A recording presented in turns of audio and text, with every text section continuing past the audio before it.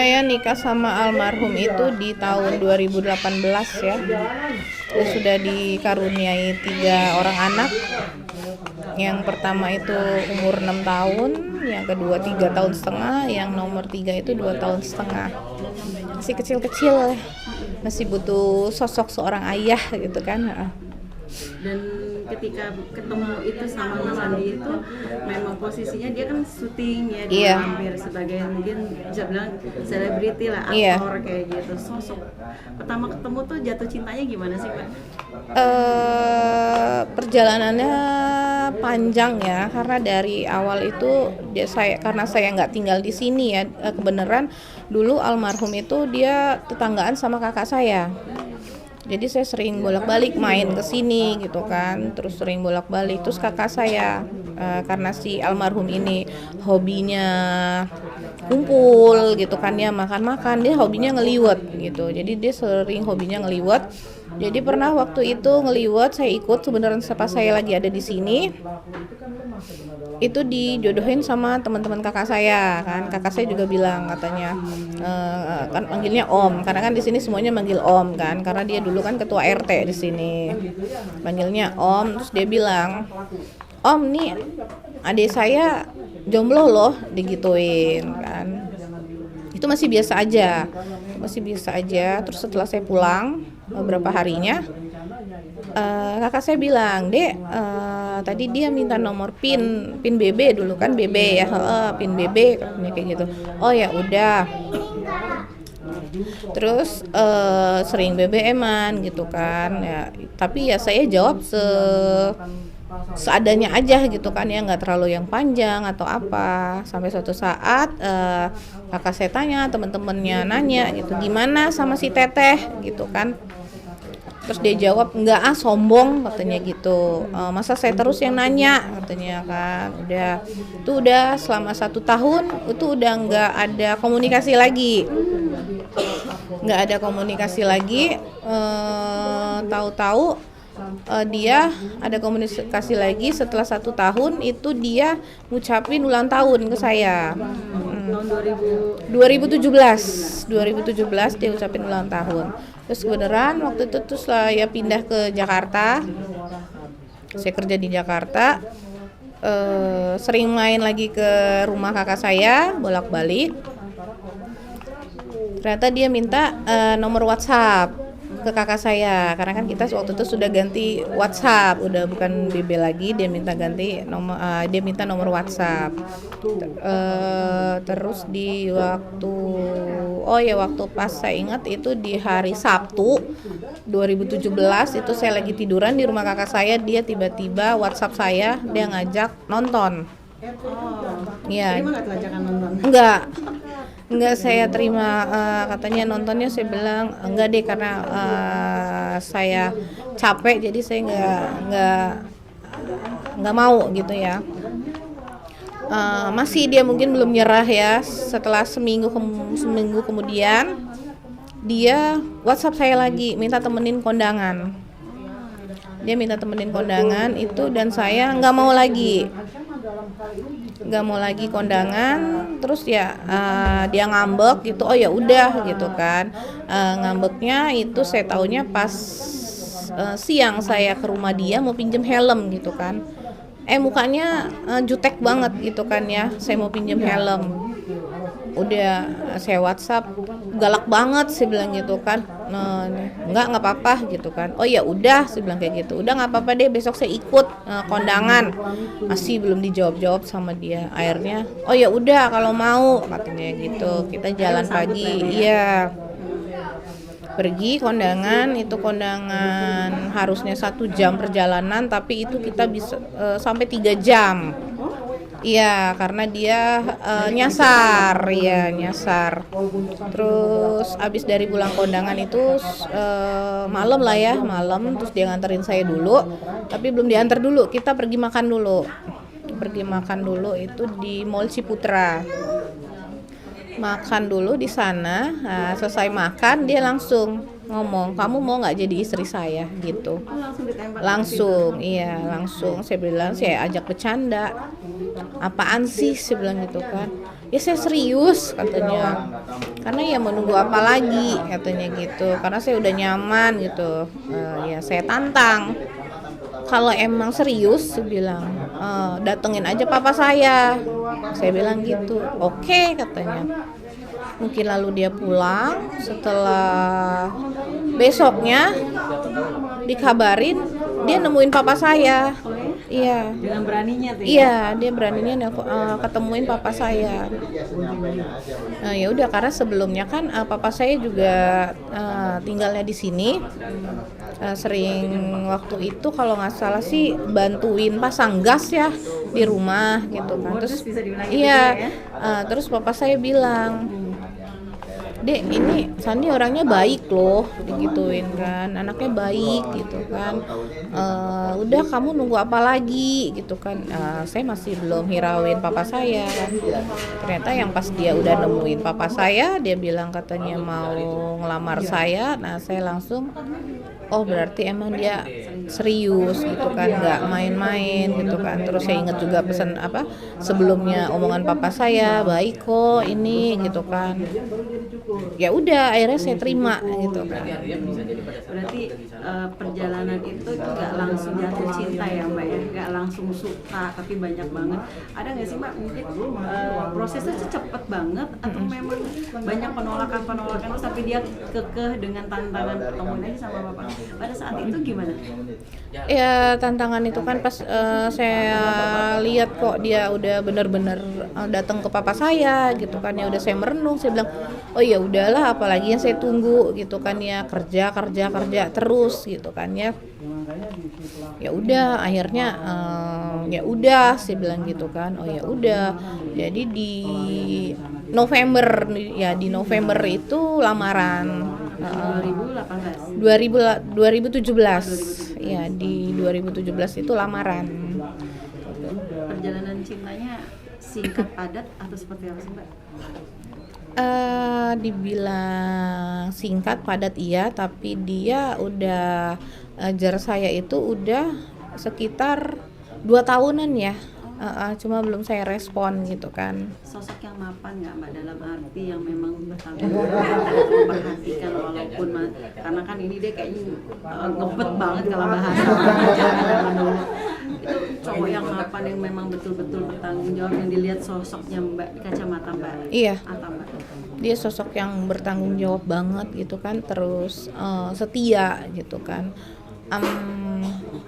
Ya yang saya bilang bisa ngomong setia karena ya dia masih syuting gitu kan, saya sering nemenin dia syuting gitu kan, kadang saya lihat oh cantik gitu kan ya, tapi dia nggak ada yang rasanya maksudnya mau berpaling atau apa gitu kan ya. Sampai saya dulu udah punya anak 3, saya mau diet gitu kan, dimarahin sama almarhum, nggak boleh diet, biarin aja apa adanya, dan make up itu nggak boleh sama almarhum, nggak boleh. Dan akhirnya tepat di tanggal berapa Mbak nikah? Di tanggal 14 April 2018. Boleh tahu Mbak, balik lagi mas kawinnya apa Mbak dulu, masih ingat nggak? Mas kawinnya itu kan cincin sama ada perlengkapan, alat-alat sholat, terus ada banyak ya perlengkapan, dan ada satu pas yang seserahan gitu kan, yang saya nggak suka saya buang. Tapi itu waktu pas belum dihias ya, jadi dia udah beli ini nanti ya saya lihat apa ini, saya bilang kayak gitu kan. Kayak kalau bisa dibilang ya baju kayak lingerie gitu ya. Iya, baju. Nah saya nggak suka, saya bilang saya nggak mau, saya bilang kayak gitu kan. Geli banget saya lihatnya, saya bilang gitu. Oh ya udah, kalau kamu nggak mau ya udah, dikasihin ke orang. Ya habisnya saya nggak tahu katanya gitu. Ini juga yang bantu beli katanya teman-teman. yang bantu beli itu teman-teman katanya. Mbak, selama perjalanan menikah tuh ada nggak sih Mbak up and down-nya ketika berumah tangga? Ada. Gitu, ribut, tapi bisa diselesaikan. Siapa yang lebih dulu mengalah, siapa yang suka bikin gara-gara, bikin cemburu atau sebaliknya, itu gimana Mbak up and down-nya sendiri? Kalau dibilang itu ya pasti ada ya, setiap rumah tangga pasti ada naik turunnya ya. Itu apalagi pernah di tahun berapa ya, itu masalah, ada sih sebenarnya masalah sepele tapi jadi besar gitu ya, sampai udah ribut besar gitu kan ya. Karena emang sama-sama keras kepala. Tapi kalau misalnya kita ribut, dia hanya diam, dia nggak mau yang terus-terusan gitu kan. Jadi kalau misalnya ribut juga udah, besok-besok dia nggak mau lagi bahas itu. Kalau yang udah besok misalnya saya ungkit lagi, udah nggak usah dibahas, gitu. Dia orangnya, dia nggak mau bahas apa yang udah gitu kan. Kadang ya saya emang kebanyakan ya saya yang sering melakukan kesalahan, karena saya kan orangnya ya jadi ya bisa dibilang sih saya yang keras kepala gitu kan. Tapi ya kalau dia ya hanya diam gitu kan. Jadi kalau setiap berantem udah sampai besar, ribut besar sekali, ya tetap saya yang ngalah. Saya minta maaf ya, karena emang salah saya gitu kan. Jadi selalu diungkapkan seperti itu ke dia? Iya, selalu. Yang selalu dia minta maaf gitu ya? Iya, kalau misalnya dia masih diem gitu, nggak mau maafin, ya udah saya pura-pura nangis, karena kan dia nggak bisa kalau ngeliat saya nangis. Tapi ketika akhirnya perjalanan waktu selesai, memang sudah tidak sama sekali syuting di malam itu, tahun berapa Mbak benar-benar udah nggak syuting? Kalau syuting itu sih di 2019, itu 2018 akhir sampai 2019 itu dia masih syuting. Saya ingat banget waktu pas di Januari saya mau lahiran, itu dia posisi masih syuting. Harus butuh tanda tangan suami kan, sekarang saya mau sesar. Jadi dia buru-buru dari lokasi syuting itu ke rumah sakit. Itu masih syuting. Masih suka ngikutin ya juga nggak sih Mbak, setelah punya anak yang keberapa gitu, masih ikutin? Masih, gitu. Karena dia orangnya apa-apa harus selalu sama saya. Kalau syuting dia maunya ditemenin sama saya. Sampai ke Pangandaran pun dia minta temenin, sampai saya cuti dari kantor. Sampai saya lagi hamil besar 7 bulan harus syuting ke Pangandaran kan, yang banyak ya tempatnya yang banyak hutan gitu. Nah, karena dia nggak mau, dia sendiri maunya dia harus ditemenin sama istri. Iya, sampai yang syuting terakhir kemarin juga minta temenin selalu. Kapan Mbak? Syuting terakhir itu kapan Mbak? Syuting terakhir itu di 2024 ya kalau nggak salah. Dan harusnya dia di akhir Januari ini dia syuting lagi. Berarti masih produktif untuk syuting ya Mbak? Masih. Tapi setelah ke selingnya syuting itu, apa yang dilakukan? Katanya sempat ada usaha juga baru bakso, ya? Usaha bakso ini baru 3 minggu. Bikin sendiri itu Mbak? Enggak, ngambil di agen itu untuk baksonya. Dijual gitu. Iya. Dijual. Sosok yang sangat sama anak itu seperti apa Mbak? Dia sama anak disiplin ya. Dia protektif banget sama anak. Anak itu kalau jam 12 waktunya tidur, nggak boleh main. Anak-anak itu dikasih main kalau sudah hari Sabtu sama Minggu. Itu pun kalau misalnya nggak pergi. Karena Sabtu Minggu itu waktunya weekend, itu selalu pergi sama anak-anak gitu kan, ke mall, karena kita sama-sama hobi kuliner. Jadi kerjaannya makan gitu. Selama perjalanan pernikahan ini, apa sih Mbak yang nggak bisa dilupakan dari sosok almarhum, seperti apa ke istri, ke anak, sosok pribadinya itu yang nggak bisa, benar-benar gue nggak bisa tanpa dia gitu, tiba-tiba nggak ada. Iya, banyak ya sebenarnya, karena dia sosok yang perhatian ya. Terus harus penting sama komunikasi. Jadi sehari itu kita bisa WA sampai teleponan itu bisa sampai puluhan kali. Oh ya? Dalam sehari. Masih tetap mesra dengan I love you, sayang, makan, perhatian, masih ada kayak gitu? Masih sampai karena apalagi kalau mau kerja itu selalu dia kan yang nyiapin mobil gitu, yang manasin mobil. Pokoknya kalau saya sudah di kantor itu dari zaman waktu masih baru-baru nikah sampai sekarang itu wajib kasih kabar kalau sudah di kantor. Jadi kalau udah sampai kantor, ya saya sudah sampai gitu kan. Terus kalau misalnya saya belum ngabarin, itu dia langsung telepon. Kamu kemana? Katanya kok nggak ada kabar gitu. Saya telepon. Saya belum sampai kantor, masih macet. Oh gitu. Ntar jam 12 itu dia pasti selalu ngingetin, ya udah makan belum, udah jam 12 nanti sakit kepala gitu. Ntar kalau sore waktunya mau pulang, udah pulang belum ya udah kalau mau pulang hati-hati gitu. Jadi setiap kalau udah di jalan gitu udah teleponan tuh saya pakai headset, ditemenin sampai udah keluar tol belum, udah ini udah mau keluar tol, saya bilang oh ya udah. Posesif ya. Posesif banget dia, ya posesifnya dalam arti saya positif yang baik. Iya, yang baik gitu kan. Masih ada cemburu-cemburuan nggak sih Mbak? Mas Andi ke Mbak atau Mbak ke Mas Andi? Enggak, kita nggak ada kecemburuan ya, open kita. Karena semuanya tuh harus serba sama-sama, sampai password handphone aja sama. Password handphone aja sama, dibikin sama dia sama, PIN ATM segala macam semua sama semua. Dalam hal kecil aja kayak handuk gitu ya, handuk itu udah saya bagi-bagiin ya untuk anak, untuk saya, untuk suami gitu. Dia nggak mau, tetap aja pakai punya saya sama anak-anak, maunya satu aja.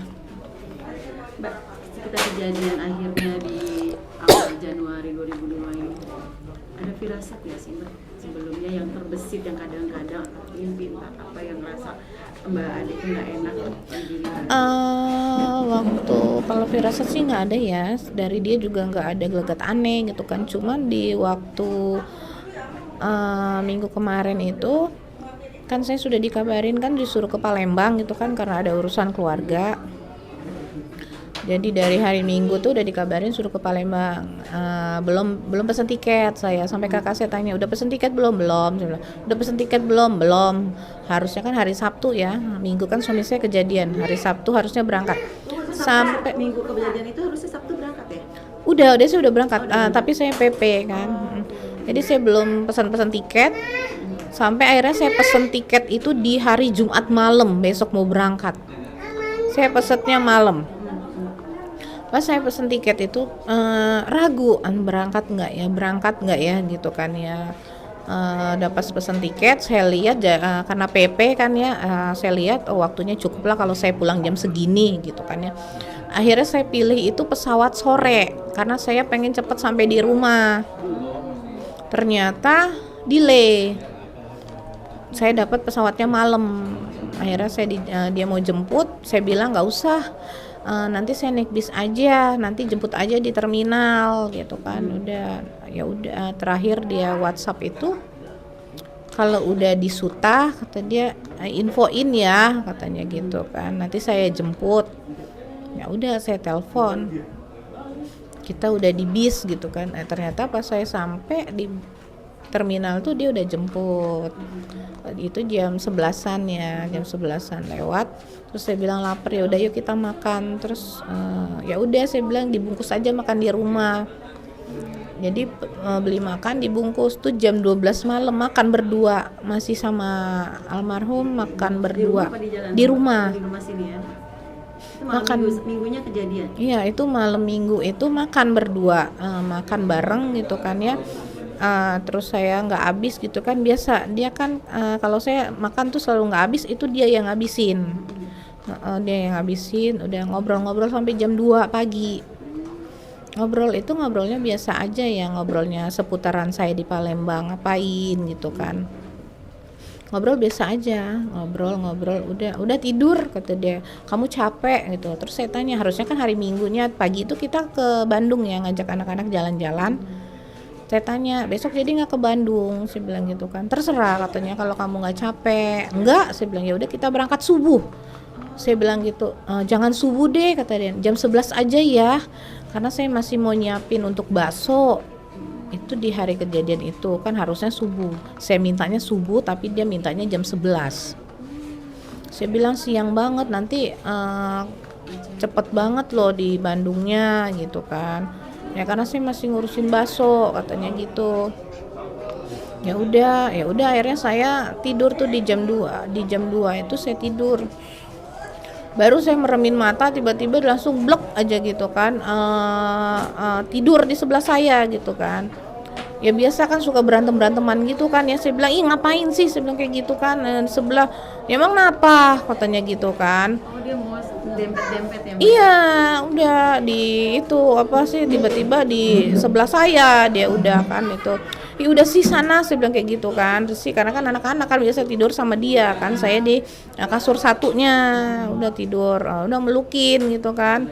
Udah emang karena kebiasaan emang suka gitu kan ya, jadi ya biasa aja gitu kan. Emang suka dia kalau tidur itu suka gangguin kan, terus meluk gitu kan. Udah sebenarnya udah dia pindah udah. Pagi Iya, terus saya ke kamar mandi itu jam-jam 2-an, setengah 3 itu kan saya ke kamar mandi, ngikutin juga dia ke kamar mandi juga, eh ya saya bilang udah sih nggak apa-apa katanya gitu, udah. terus akhirnya pagi itu kejadian Iya. penusukan itu ya? Iya, Berarti paginya. memang udah ada firasat yang dirasakan, yang dirasakan banget tuh apa sih Mbak? Dari Mbak Ade ngerasain kejadian ini, firasat yang Mbak Ade rasain. Ya kalau pas firasat ya saya nggak tahu ya, kalau sampai kejadiannya tuh sampai nyawa suami saya nggak ada, itu nggak ada sama sekali saya kepikiran seperti itu. Cuman kalau yang disesalin, saya sesalin kenapa sih nggak ikutin apa kata saya gitu kan, berangkat jam 5 gitu kan. Kalau misalnya bisa di flashback gitu ya saya maunya sih seperti itu. Ini udah jalan Allah. Iya. Oke Mbak, makasih banyak. Perjalanan ceritanya berarti bisa diulas, ini adalah pendekatannya 2 tahun ya Mbak. Iya. Terus nggak segampang itu untuk Iya. langsung mengiyakan Iya. tawaran dia gitu ya. Kali kunyi perjalanan cinta Iya. itu memang nggak sebentar ya Mbak, lama Nggak juga ya. sebentar, memang kan saya sama almarhum itu bedanya kan jauh ya usianya, karena dulu dia sudah syuting itu saya masih SMA kelas 1. Saya sering main ke lokasi itu sama mama saya, itu ada dia, saya minta tanda tangan ke dia dulu itu tuh saya masih sekolah. Ternyata pas kita nikah, makanya saya bilang dulu saya minta tanda tangan, sekarang tanda tangan itu ada di buku nikah. Sekarang makanya dulu kan ya karena ya sering main kan, banyak pemain Malampir dulu, saya nggak tahu dia kalau di area Soma, jadi saya cuma minta aja gitu tanda tangan gitu kan. Ternyata ya saya bilang, yang tahu nggak, sebelah ini tanda tangan, ternyata yang saya minta dulu sekarang ada di buku nikah kayak gituin kan. Oke Mbak, makasih banyak ya Mbak. Iya. Tambahan soal yang tadi dalam kata lain ingin mengusir dari komplek gitu ya, itu Ya. rencananya seperti apa? Ya karena saya sendiri ya bukannya nggak punya hati ya untuk ngusir orang sembarangan gitu ya. Cuman ini buat mental trauma saya sama anak-anak ya. Takutnya nanti kalau misalnya mereka masih di sini, saya masih sampai sekarang aja saya masih trauma, saya nggak mau lewat depan rumah itu. Jangan kan lewat, setiap mobil saya keluar gitu kan, pasti kan harus nengok dulu kanan atau kiri gitu ya. Jadi setiap mobil saya mau masuk kan harusnya lihat ke arah depan ya, tapi saya selalu nunduk karena saya trauma lihat itu jalan. Iya, saya takut, apalagi anak saya tahu katanya siapa yang bunuh ayahnya, apalagi anak saya tahu gitu kan nama anak-anaknya pelaku gitu kan. Jadi saya takut nanti anak-anak saya, oh ini rumah yang udah buat ayah saya nggak ada gitu kan, oh ini dia gitu kan, ayah kamu udah bunuh ayah aku. Nah takutnya saya seperti itu. Ada keinginan juga mungkin Mbak kalau untuk mengusir dan rasa ketakutan itu dari pihak Mbak juga, atau yang mungkin akan pergi juga dari sini, atau seperti untuk lebih amannya lagi? Sebelumnya sih memang ini kan rumah udah dibangun dia dari 2013 ya, sebelum saya nikah. Sampai dia bilang ini nanti rumah buat si kakak, buat anak pertama ya kan, karena kan kita udah siapin rumah anak masing-masing 3, udah ada semua ya. Jadi ini katanya berdekatan semua, jadi tiga-tiganya berdekatan, karena kata dia nanti biar mereka deket gitu kan. Jadi rumah ini jangan sampai dijual, kata dia kayak gitu, ini karena buat rumah anak, ini bukan rumah kita. Dia bilang ini rumah anak gitu kan ya. memang sih ini untuk apa sih, amanah dari dia ya, tapi ya mungkin juga nanti ya belum tahu juga ya saya ke depannya gimana, apa nanti saya kontrakin aja, saya pindah ke Jakarta biar saya lebih deket dari kantor, bisa cepet ngurus anak-anak gitu kan ya, karena saya kan PP itu kan kurang lebih ya bolak-balik itu sekitar 6 jam ya bolak-balik gitu kan, jadi saya banyak waktu di jalan daripada anak-anak. Saya udah mikir sih itu ke depannya apa nanti yang saya pindah, soalnya anak-anak biar sekolah di sana gitu kan ya, biar saya iya biar lebih deket gitu ya, lebih saya banyak waktu sama anak-anak gitu. Terus Mbak kan Mbak Ari kan tadi sempat bilang bahwa banyak warga di sini yang tidak suka itu, bagaimana Mbak find out itu, apakah melalui ada grup WhatsApp diri bersama tetangga yang mengeluhkan hal yang sama atau seperti apa? Ada sih, mereka ada rasa ketakutan ya. Ada rasa ketakutan mereka itu, mereka sih lebih ke mental anak-anak saya. Mereka bilang, Teh bilang aja nanti jangan tinggal di sini lagi, kasihan anak-anak, gitu. Terus kita juga pada takut, pada bilangnya seperti itu. Jadi ntar akan diadakan polling ya untuk